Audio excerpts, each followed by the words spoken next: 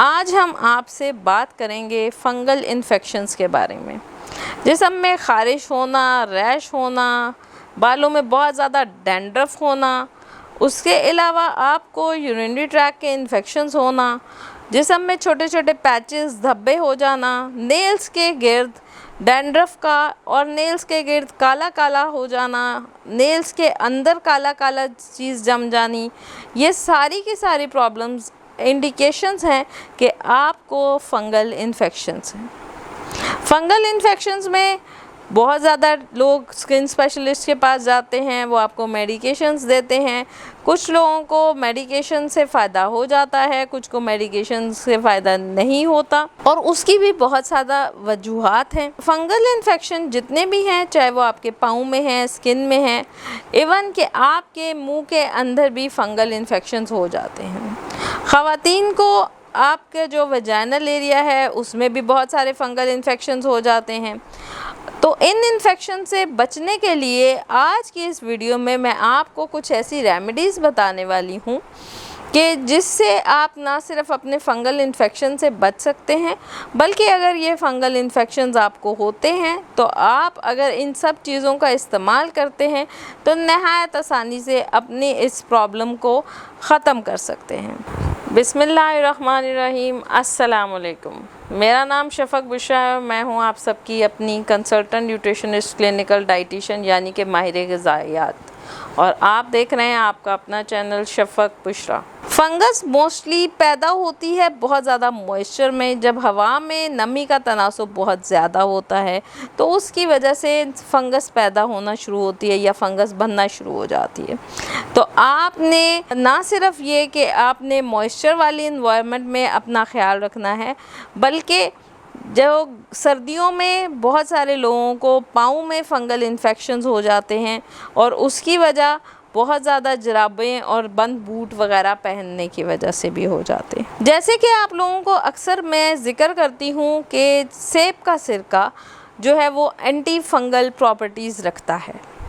आपके स्किन के अंदर जिस भी जगह पे फंगल इन्फेक्शन है, अगर पानी में डिज़ोल्व करके आप सेब के सिरके के अंदर स्पंजिंग कर लें, या जिस एरिया में आपको प्रॉब्लम है, अगर पाँवों में प्रॉब्लम है, नेल्स में प्रॉब्लम है, या स्किन के किसी भी एरिया में प्रॉब्लम है, तो आप सेब के सिरके को डिज़ोल्व करेंगे पानी के अंदर और फिर आप उस जगह को, उस एरिया को कुछ देर के लिए, उस फंगल एरिया को डिप कर देंगे। आप डिप भी कर सकते हैं अगर आपकी कमर में या किसी एरिया, ऐसे एरिया में जहाँ पे आप डिप नहीं कर सकते, तो कोई भी स्पंज लेके उसको सेब के सिरके के पानी के साथ अगर उसकी पफिंग करते रहेंगे तो उससे भी आपका फंगल इन्फेक्शन जो है वो बहुत जल्दी बेहतर हो जाएगा। दूसरे नंबर पे चीज़ जिसको मैं ज़िक्र करूँगी वो है आपका गार्लिक यानी कि लहसुन।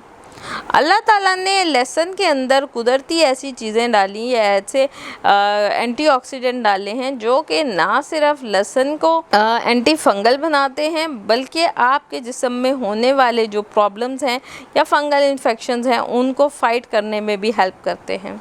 लहसुन आप खा भी सकते हैं और लहसुन का पेस्ट या लहसुन का पानी निकाल के अपने अफेक्टेड एरिया में इस्तेमाल किया जा सकता है। याद रहे, ज़रूरत से ज़्यादा लहसुन का इस्तेमाल मैदे के अमराज भी कॉज कर सकता है।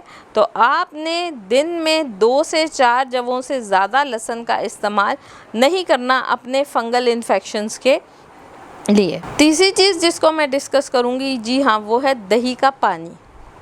ऐसी ख़वातीन जिनको वजाइनल इन्फेक्शंस हैं या यूरिनरी ट्रैक इन्फेक्शंस हैं, अगर वो दही के पानी को थोड़ी देर के लिए अप्लाई करती हैं तो ना सिर्फ ये कि आपके वजाइनल बेहतर हो जाएगी, बल्कि ये आपके वजाइना में होने वाले किसी भी फंगल इन्फेक्शन को कम करने के लिए या ख़त्म करने के लिए नहायत ही मुफीद है।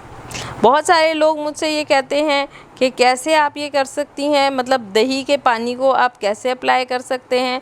तो आप कॉटन के साथ इसको अप्लाई कर सकते हैं और आप नॉर्मली भी इसको इस्तेमाल कर सकते हैं। इसके अलावा अगर आप खुराक में रोज़ाना की बेस पे 1 गिलास दही का पानी इस्तेमाल करेंगे तो आपको कभी फंगल इन्फेक्शंस हो ही नहीं पाएंगे।